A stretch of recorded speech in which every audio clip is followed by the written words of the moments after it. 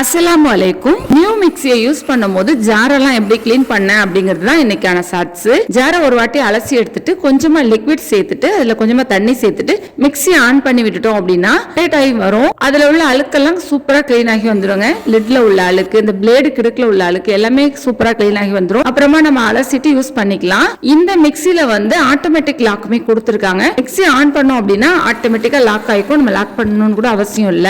இஞ்சி பூண்டு அரைச்சிட்டு நம்ம ஜாரை என்னதான் தேய்ச்சி கழுவி வச்சாலும் இஞ்சி பூண்டு வாசனை இருந்துகிட்டே இருக்கும். இஞ்சி பூண்டு அரைச்ச உடனே தண்ணியில ஒரு வாட்டி அலசிட்டு இதே மெத்தட்ல லிக்விட் சேர்த்துட்டு மிக்ஸில ஒரு ரவுண்ட் சுத்தி விட்டுட்டீங்கன்னா சூப்பரா கிளீன் ஆகி வந்துரும். இஞ்சி பூண்டு அரைச்ச சுவடே தெரியாது. ஜார் நல்ல வாசனமா இருக்கும். குப்பு தக்காளி அரைக்கும் போதும் பச்சை மிளகாய் வெங்காயம் அரைக்கும் போதும் ஜார்ல வாசனை இருக்கும். அப்பயும் இதே மெத்தட்ல கிளீன் பண்ணீங்கன்னா ஜார் செமையா கிளீன் ஆகி வந்துடும். இந்த மெத்தட்ல தான் நான் ரொம்ப நாளா மிக்ஸியை கிளீன் பண்ணிட்டு இருக்கேன். நிறைய பேருக்கு இந்த விஷயம் தெரிஞ்சிருக்கலாம். தெரியாத சில பேருக்கு இந்த வீடியோ யூஸ்ஃபுல்லா இருக்கட்டும் அப்படின்ற நம்பிக்கையில இந்த ஷார்ட்ஸ் அப்லோட் பண்ணிருக்கேன்.